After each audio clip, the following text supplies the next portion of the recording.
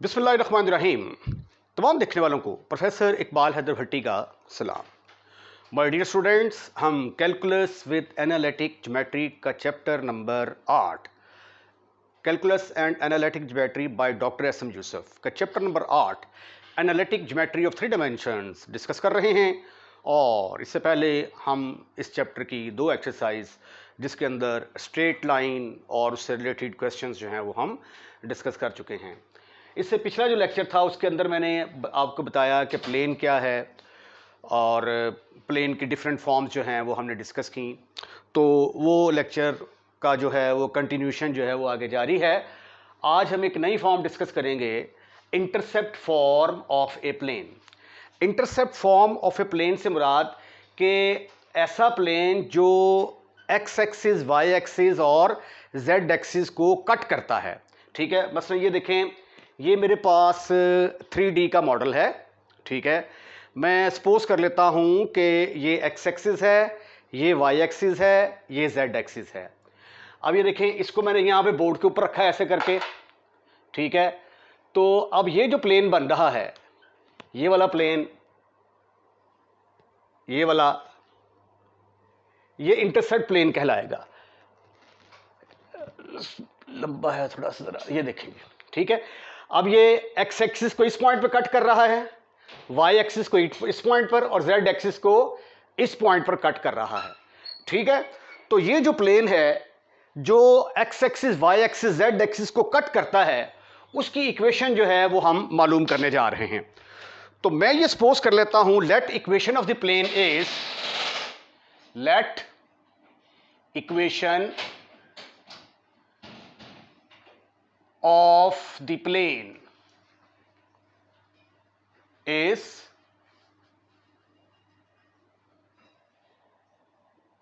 ax plus by plus cz plus d is equal to 0।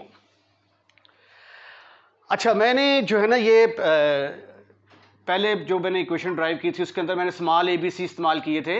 अब मैंने capital A B C इस्तेमाल किए हैं क्योंकि स्मॉल ए बी सी को मैंने जो है ना वो पॉइंट्स जो हैं उनको कंसिडर करना है, पॉइंट्स की फॉर्म में लेना है मैंने स्मॉल ए बी सी, तो इसलिए यहाँ पे मैंने कैपिटल ए बी सी के साथ इसको डिनोट कर दिया है।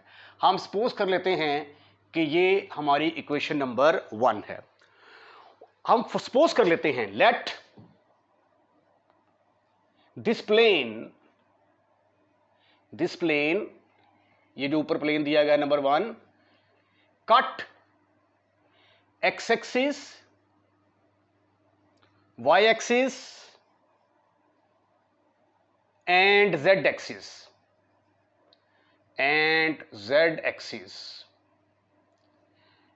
Eight a point, E point रख लेता हूं जी मैं।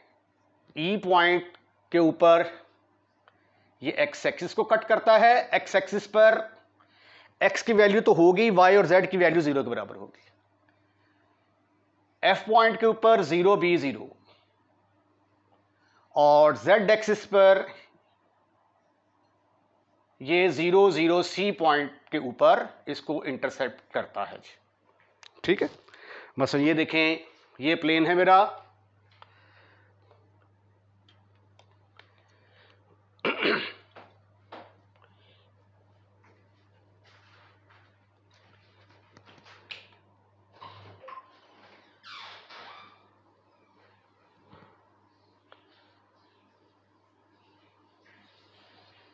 ये प्लेन जो है ये एक्स एक्सिस को पॉइंट ई पर कट करता है। ई के कोऑर्डिनेट मैंने E00 लिए A00 लिए हैं क्योंकि एक्स एक्सिस के ऊपर वाई और जेड की वैल्यू 0 होती है। ये पॉइंट एफ है, इसके कोऑर्डिनेट 0 B 0 आ गए, और ये पॉइंट जी है, इसके कोऑर्डिनेट 0 0 C आ गए। अब ये जो तीनों पॉइंट हैं, ये तीनों पॉइंट इस प्लेन के ऊपर लाई करेंगे। इस प्लेन के ऊपर लाई करेंगे तो फिर इसकी इक्वेशन को सेटिस्फाइड करेंगे।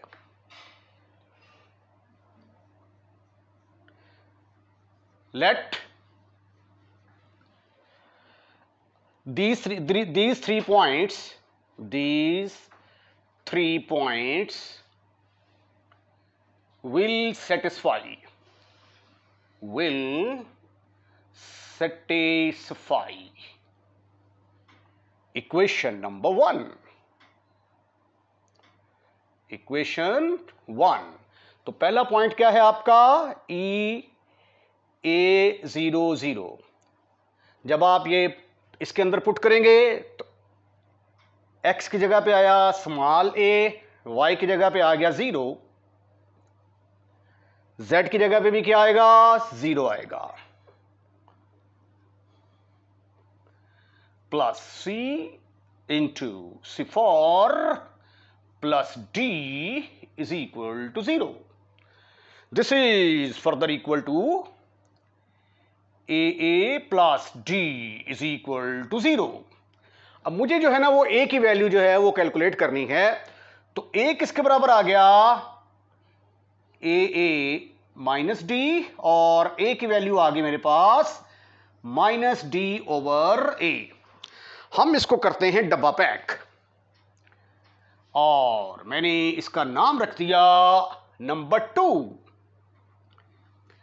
अब इसी तरह ये जो 2 पॉइंट हैं ये भी 1 के ऊपर लाई करेंगे, वहां से मुझे B और कैपिटल C मिलने वाले हैं. दूसरा पॉइंट लिया मैंने F0B0.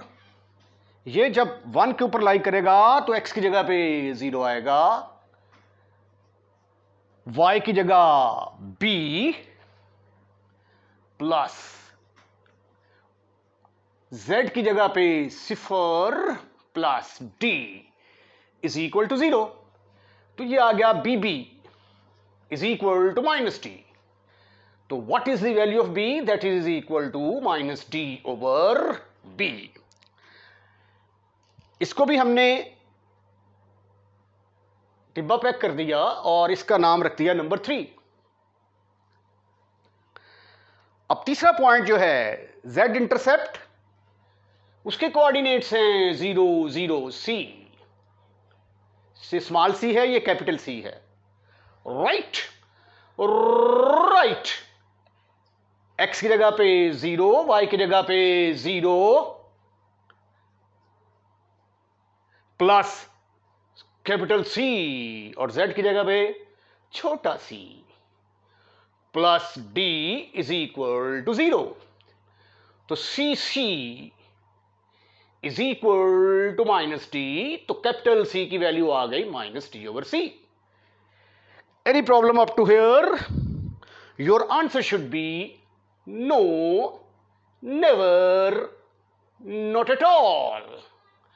अब ये जो तीनों वैल्यूज आई हैं इनको उठाकर हम क्या करेंगे? 1 के अंदर पुट करेंगे. Put 2 3 4 in 1.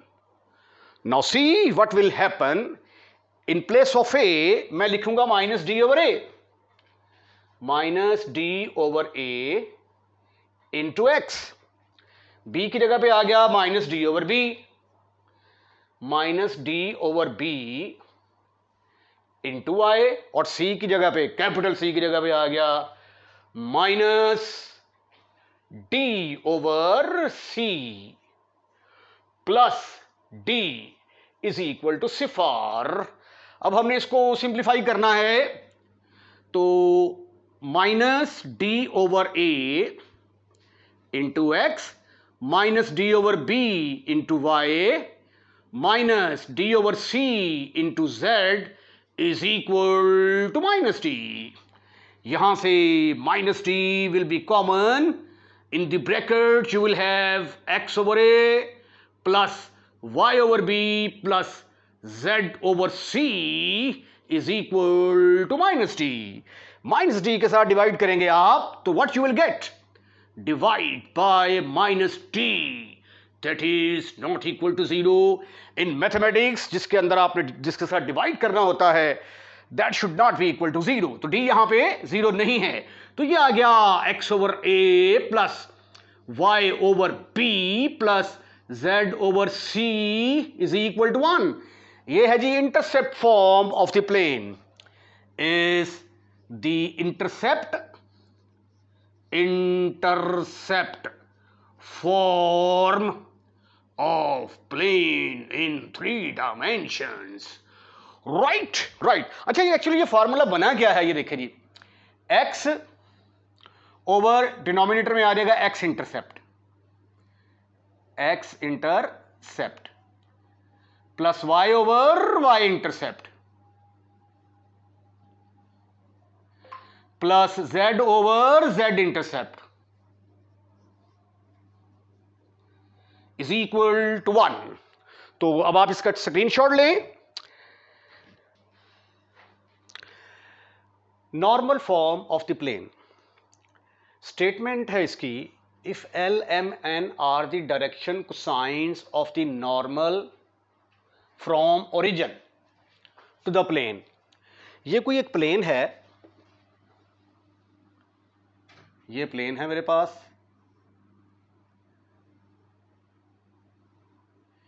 इस प्लेन का ओरिजिन से फासला जो है वो दिया गया है जी P के बराबर।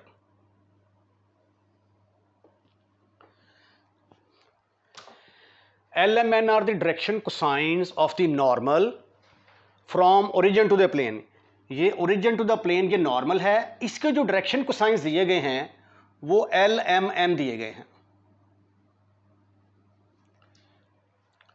And if P is the length of the normal, अब यहां ये जो है इसकी लेंथ जो है O से लेकर A तक जो है ना, इसका नाम हम A रख लें। ये लेंथ जो है यहां से लेकर यहां तक, ये उसने कह दिया है कि ये P के बराबर है। तो फिर बताना है आपने कि इक्वेशन ऑफ द प्लेन किसके बराबर होगी, LX plus MY plus NZ is equal to P। यानी पहले जो हमने ड्राइव किया था वो थी इक्वेशन ऑफ द प्लेन, इस तरह की थी, AX plus BY plus CZ plus D is equal to 0। तो A B C क्या थे, ये प्लेन के जो नॉर्मल लाइन था उसके डायरेक्शन रेशो थे। अब यहाँ पे जो X Y Z के कोफिशिएंट हैं, ये प्लेन के जो नॉर्मल लाइन है उसके डायरेक्शन कोसाइंस हैं। और P क्या है, P जो है ये इसकी लेंथ है यहाँ से लेकर यहाँ तक। अब ये देखें ना, फर्ज किया कि ये एक प्लेन है मेरे पास, ठीक है, इसका ये ओरिजिन से फासला है यहाँ से लेकर यहाँ तक। अब ये जो प्लेन है ये इस यहाँ से लेकर यहाँ तक, तो इसका फासला P है। अब ये प्लेन यहाँ से भी पास कर सकता है, यहाँ से भी पास कर सकता है, ठीक है। तो ये नॉर्मल तो होगा, इस नॉर्मल के ऊपर इन्फिनिट जो है ना ये मेरे पास प्लेन आ जाएंगे। लेकिन अगर मैं P को फिक्स कर दूंगा तो ये एक मेरे पास ख़ास किस्म का प्लेन आएगा जिसका ओरिजिन से फासला जो है वो किसके बराबर होगा, P के बराबर। अच्छा, अब हमें गिवन क्या है, हमें गिवन ये है कि L M N जो हैं वो इसके डायरेक्शन कोसाइंस हैं, और ये जो यहाँ से लेकर यहाँ तक जो डिस्टेंस है ये किसके बराबर है, P के बराबर है। तो because L M N are the direction cosines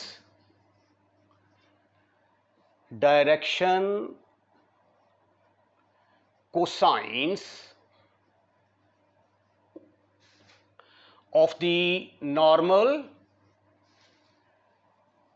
to the plane। तो फिर प्यारे बच्चों, then any unit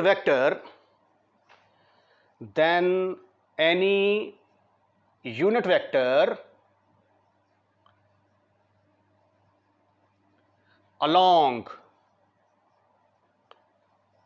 OA is, ये E यूनिट वेक्टर आ गया मेरे पास।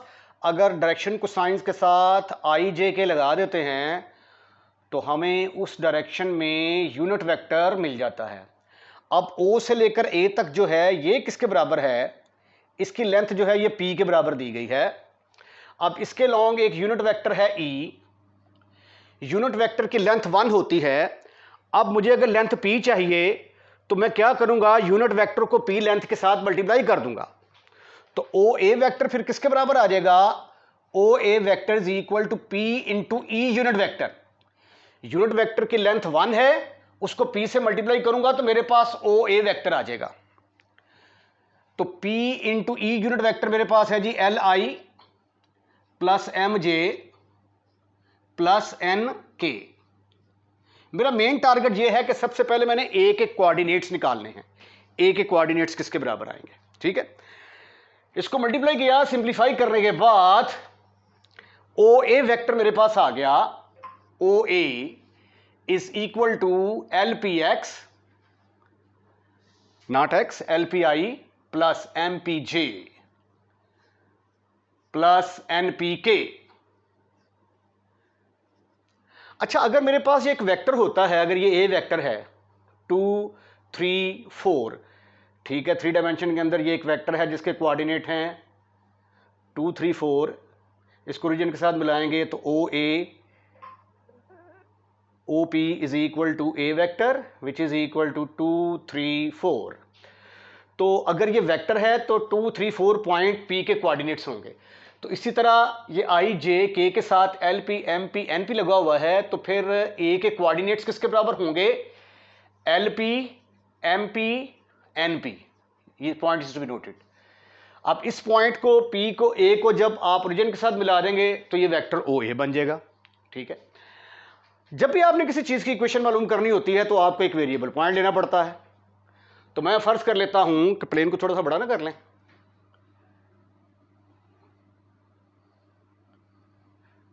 Now take a variable point. यहां पे एक वेरिएबल पॉइंट लिया मैंने P, जिसके कोऑर्डिनेट हैं X Y Z, right right. Now take a variable point on the plane. Now take a variable point. जब भी किसी चीज की इक्वेशन मालूम करनी होती है तो एक वेरिएबल पॉइंट जरूर लेना पड़ता है। Point P X Y Z, ये कैपिटल P है। Now take any variable point P X Y Z on the plane. तो फिर मैं A से लेकर P तक ये वेक्टर तो निकाल सकता हूं ना। A से लेकर P तक वेक्टर किसके बराबर होगा, P माइनस A। P के कोऑर्डिनेट क्या हैं, P के कोऑर्डिनेट X Y Z हैं। A के कोऑर्डिनेट क्या हैं, LP। तो ये आ जाएगा X minus LP Y minus MP Z minus NP। ऐसे लिख लें, चाहे इसको आप इस तरह भी लिख सकते हैं ना, X minus LPI Y plus Y minus MPJ Z minus NPK, right right. अब बाय डेफिनेशन ये जो AP वेक्टर है, ये चूंकि प्लेन के नॉर्मल है तो प्लेन के अंदर जो भी वेक्टर होगा ये उसके साथ क्या होगा, परपेंडिकुलर होगा। तो अगर परपेंडिकुलर होगा तो दोनों की डॉट प्रोडक्ट 0 के बराबर आएगी। But OA is perpendicular to AP, therefore their dot product will be equal to 0। ये कैपिटल P है यार, remember this is a capital P is equal to 0। तो डॉट प्रोडक्ट कैसे लेते हैं, पहला पहले के साथ मल्टीप्लाई होगा, LP मल्टीप्लाई होगा X माइनस LP के साथ, दूसरा दूसरे के साथ MP मल्टीप्लाई होगा Y माइनस MP के साथ, तीसरा तीसरे के साथ NP मल्टीप्लाई होगा Z minus NP, NP Z minus NP is equal to 0।